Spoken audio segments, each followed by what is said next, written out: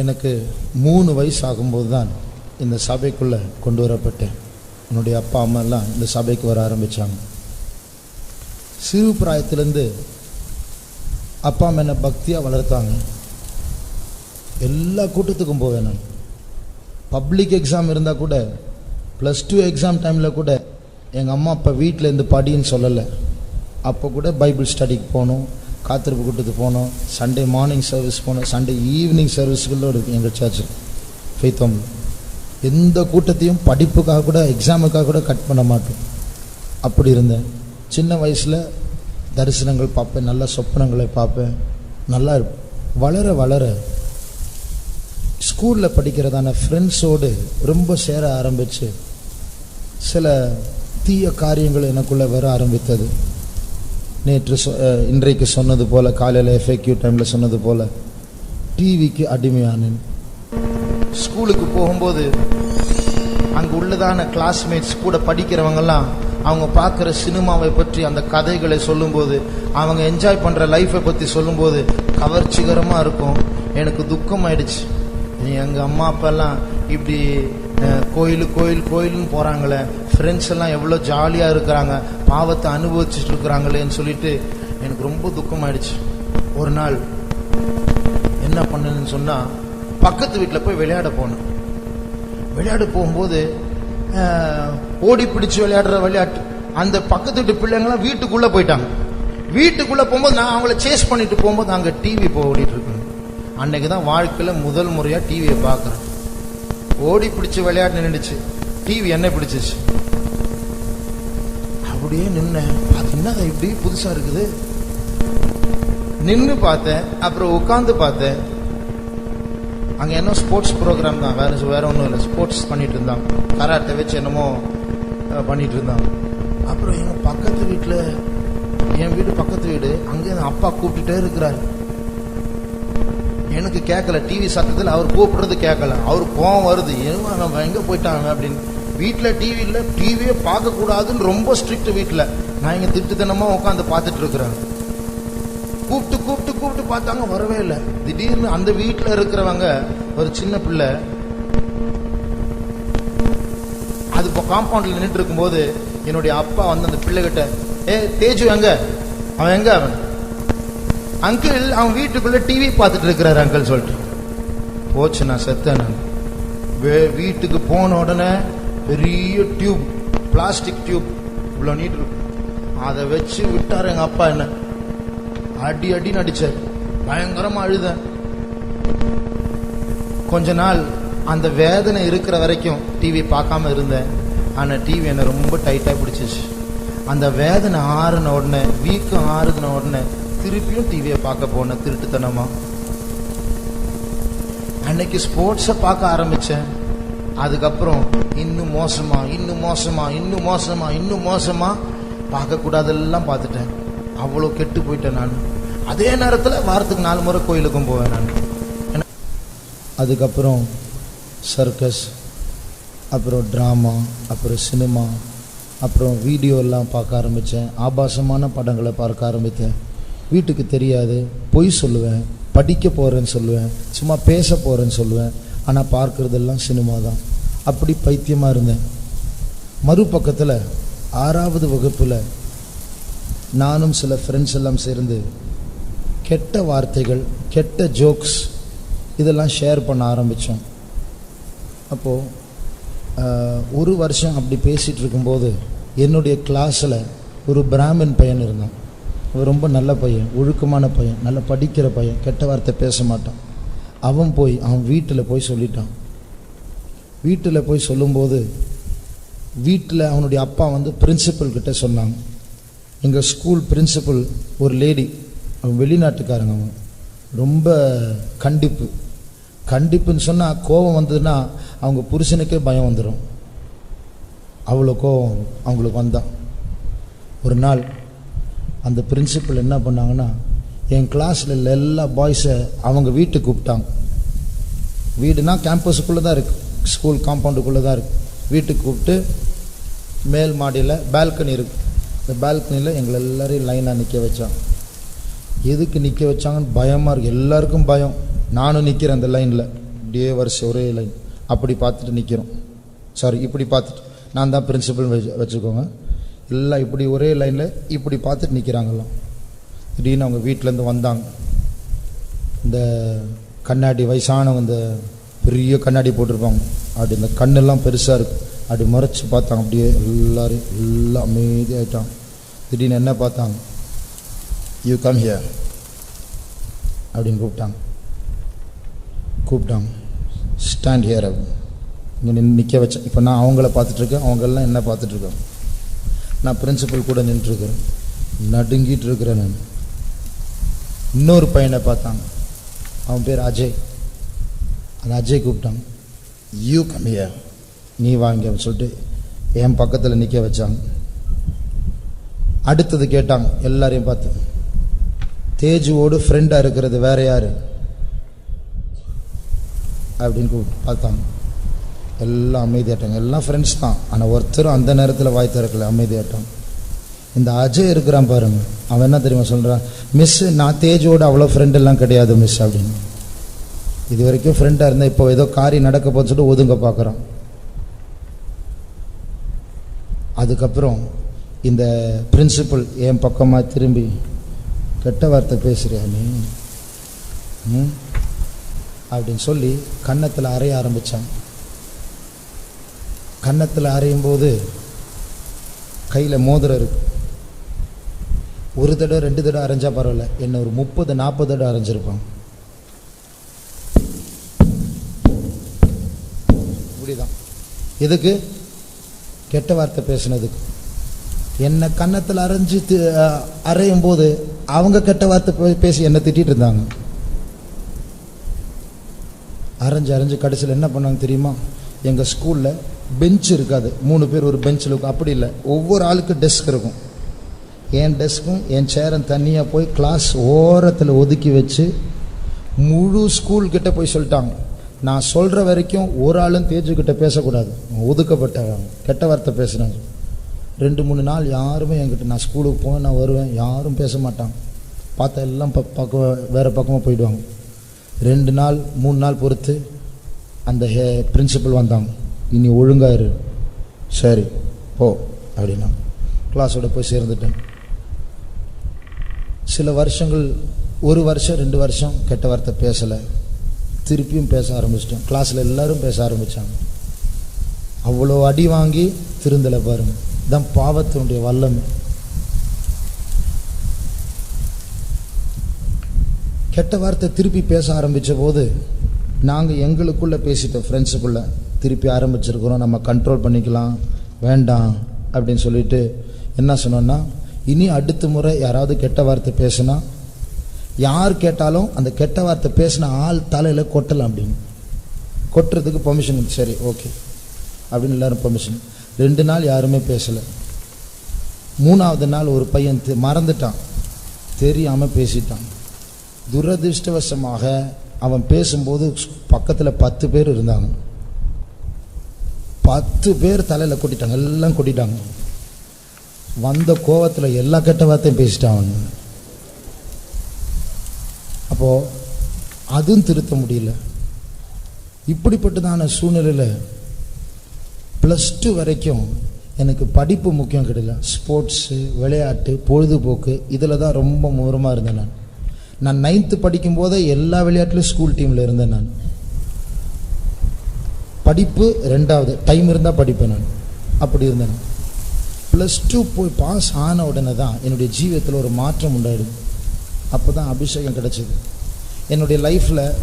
அதாவது நீங்கள் நிறைய பேர் சிபிஎம்மில் பிறந்தவங்க இருப்பீங்க, அதுக்காக நான் சொல்கிறேன். நீங்கள் சண்டே ஸ்கூலில் படிச்சிருப்பீங்க. முதலாவது ரட்சிப்பு, அடுத்தது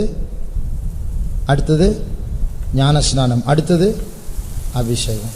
ஆனால் எனக்கு எப்படி தெரியுமா, ஃபஸ்ட்டு அபிஷேகம், அப்புறம் ஞானஸ்நானம், அப்புறம் தான் ரட்சிப்பு. தலைக்கீழ் தான். ஏன்னா அபிஷேகம் பெற்றதான், ஆனால் சரியான ரட்சிப்பின் அனுபவம் இல்லை. இன்னும் சில பாவங்கள் போராடிட்டு இருந்தது. அதுக்கப்புறம் ஞானஸ்நானம் எடுத்தேன். அதுக்கப்புறம் தான் சில மாற்றங்கள்லாம் வர ஆரம்பிச்சது என்னோடய ஜீவிதத்தில். தலைகீழ இருக்கு. எனக்கு என்னைக்கு ரட்சிக்கப்பட்ட டேட் எல்லாம் சொல்ல முடியாது, எனக்கு கொஞ்சம் கொஞ்சமாக வந்தது எனக்கு ரட்சிப்பு. அப்போது அப்படிப்பட்ட ஒரு சூழ்நிலையில் காலேஜுக்கு நான் வந்தபோது தான் என்னுடைய ஜீவிதத்தில் ஒரு மாற்றம் வந்தது. ஆண்டவர், நான் மேரேஜ் பண்ணணும், நான் குடும்பத்தில் செட்டில் ஆகணும், அப்படி தான் என் மைண்டில் பிளான் எல்லாம் இருந்தது. எனக்கு ஊழியக்காரனா பிடிக்காது. நான் ஃப்ரெண்ட்ஸோடு ஒரு நாள் காரில் போயிட்டுருக்கும்போது ஒரு கடையில் டீ குடிக்கிறதுக்காக நின்னோம்.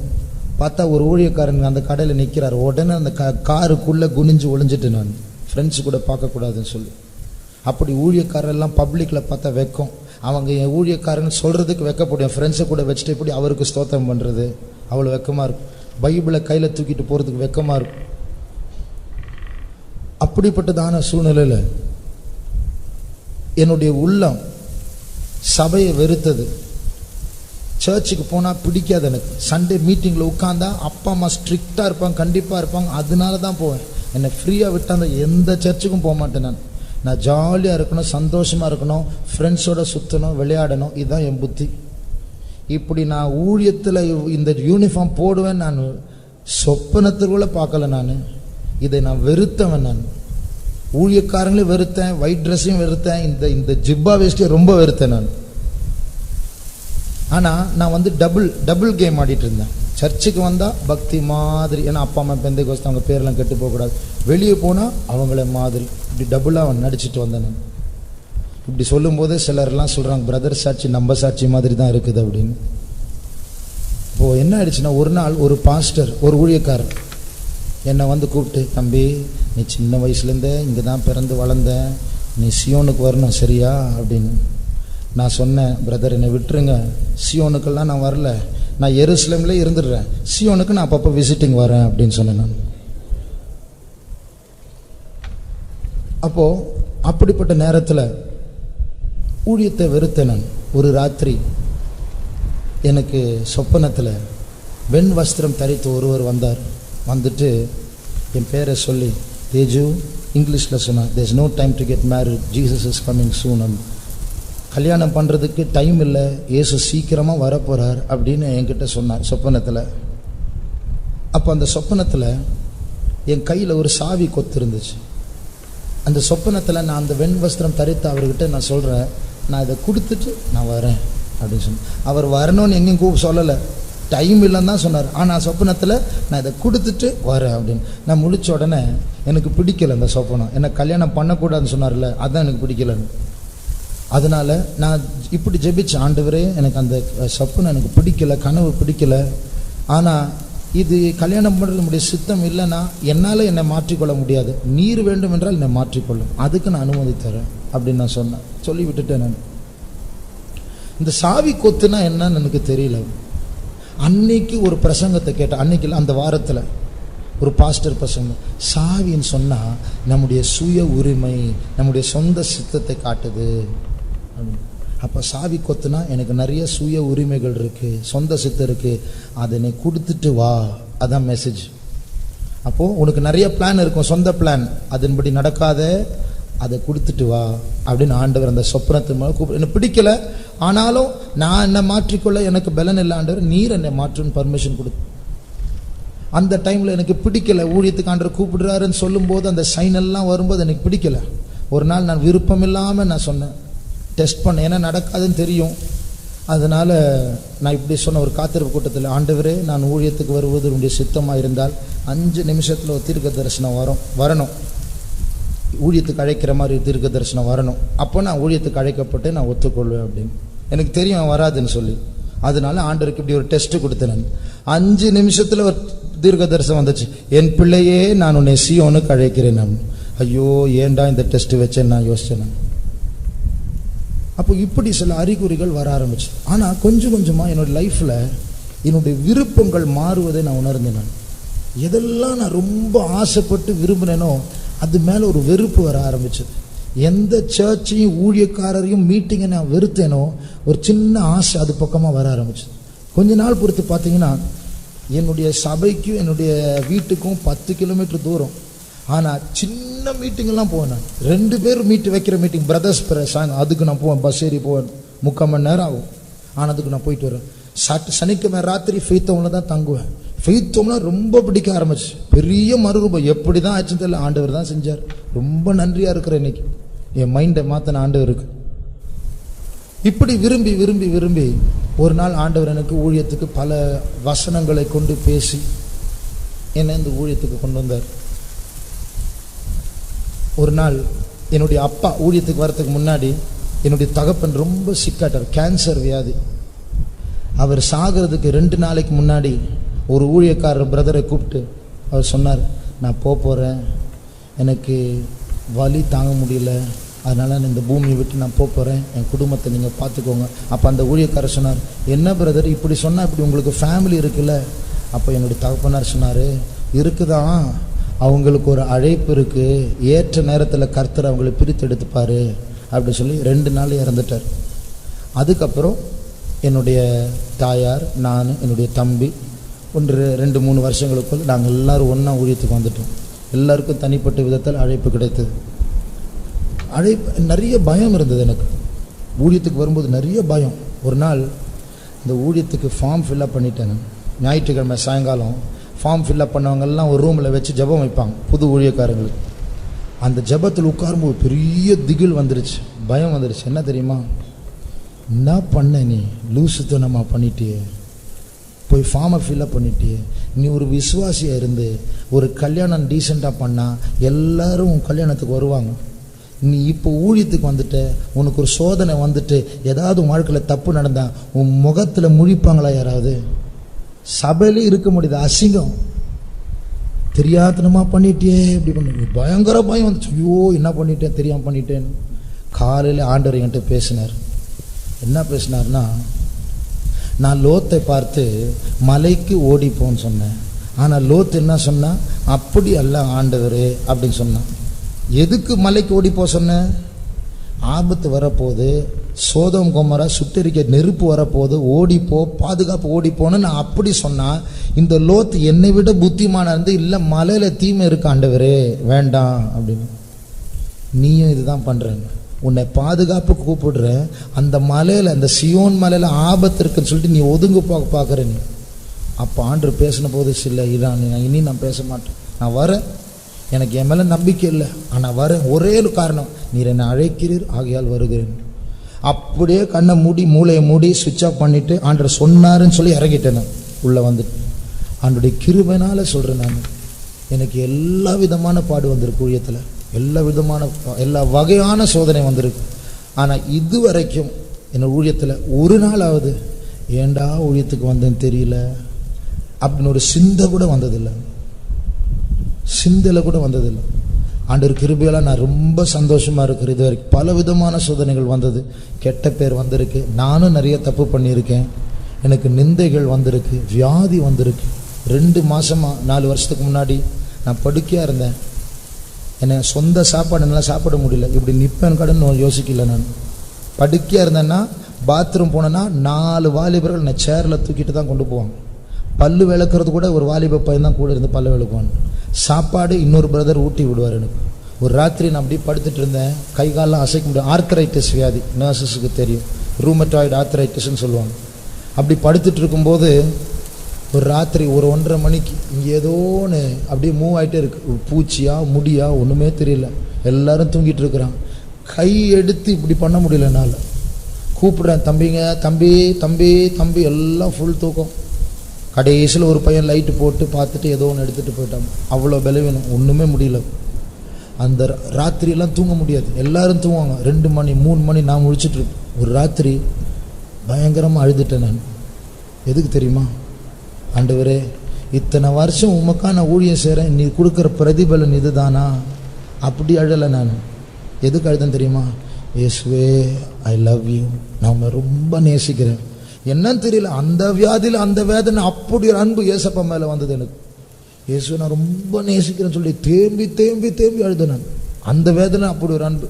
உண்மையே சொல்கிறேன், நான் அன்னைக்கு நான் இயேசு அந்த வியாதி நேரத்தில் க்ளோஸாக அனுபவிச்சது போல் இன்னைக்கு கூட நான் அனுபவிக்கல. அவ்வளோ கிட்டே இருந்தார் என் கூட. இதுதான் உண்மை. ஆபத்தின் காலத்தில் அனுகூலமான துணைன்னு சொல்லி நான் அனுபவிச்சிருக்கிறேன் நான். அப்போது ஆண்டவர் எனக்கு இப்படிப்பட்டதான ஒரு அழைப்பு கொடுத்து இதுவரைக்கும் பாதுகாத்தார். அதனால் ஊழியத்துக்கு அழைப்பு பெற்ற யாராக இருக்கட்டும், உங்களுக்கு பாடு இல்லைன்னு இருக்கு. நான் சொல்கிறேன் ஒன்று, 3 ஆப்ஷன் இருக்குது உங்களுக்கு. கல்யாணம் பண்ணலாம், ஊழியத்துக்கு வரலாம், கல்யாணம் பண்ணாமல் விசுவாசியாக இருக்கலாம். 3 ஆப்ஷன் இருக்கு. இந்த 3 ஆப்ஷன்லையும் உங்களுக்கு பாடு இருக்கு. பாடு இல்லாத ஆப்ஷனே கிடையாது. ஊழியத்துக்கு வந்தாலும் கஷ்டம், ஊழியத்துக்கு வராமல் கல்யாணம் பண்ணாலும் கஷ்டம், ஊழியத்துக்கு வராமல் கல்யாணம் பண்ணாமல் இருந்தாலும் கஷ்டம். எல்லாத்துலேயும் பாடு இருக்கு. ஆனால் விஷயம் பாடு இல்லை. இப்போ விஷயம் கர்த்தருடைய சித்தத்தில் உங்களுக்காக நியமிக்கப்பட்ட பாடு இருக்கு. அதை நீங்கள் செய்யணும். அதை விட்டு ஒதுங்கினா சிங்காசனம் கிடைக்காது, கிரீடம் கிடைக்காது, வருகை கிடைக்காது, மனவாட்டியாக இருக்க முடியாது. அதனால பாடு நினைச்சு ஒதுங்கி போகாதீங்க. நீங்கள் ஒதுங்கி போகிறதால பாடுபடாமல் இருக்க போகிறதில்ல, பாடு வரதான் செய்யும். உண்மையை சொல்லப்போனால் கர்த்தருடைய சித்தத்துக்குள்ளே இருக்கிற பாடுகளை அனுபவிக்க ஸ்டெப் ஃபார்வர்டு, முன்னாடி கால் வைக்காம பாதுகாப்பு ஐயோ எனக்கு வேண்டான்னு ஒதுங்குனா கர்த்தருடைய சித்தத்தில் இல்லாத பாடு வரும். அதில் கர்த்தர் மாட்டார். நீங்கள் கண்ணீர் சிந்துங்க, கிருபை இருக்காது. அப்போ என்ன பண்ணுவீங்க? அதனால கர்த்தர் கூப்பிட்டா ஒப்பு கொடுங்க. ஏற்ற நேரத்தில் கர்த்தர் எல்லாவற்றையும் செய்வார். அவருடைய கிருபை நமக்கு போதும். அதனால இதுவரைக்கும் கர்த்தர் என்னை கிருபையினால் பாதுகாத்தார், இனிமேலும் அவர் பாதுகாப்பார். ஒன்று, என் இயேசு நான் ரொம்ப ரியலாக அனுபவிக்கிறேன். நான் ரொம்ப நிஜமானவராக கூட எத்தனையோ காரியங்களை சொல்லலாம், எல்லாத்தையும் சொல்ல டைம் இல்லை, இது நேரமும் அல்ல. ஆனால் நான் நம்புகிறதான காரியம், இதுவரைக்கும் என்னை பாதுகாத்ததான இயேசு என்னை கடைசி வரைக்கும் கொண்டு போவார். என்னை நேசிக்கிறவர் இன்னும் கைவிடவில்லை, இன்னும் கைவிட மாட்டார். கர்த்தருக்கு ஸ்தோத்திரம். நான் வாலிபனாக இருக்கும்போது இதே போல் ஒரு யூத் மீட்டிங்கில் உட்காந்துட்டு இருந்தேன். நான் அப்போது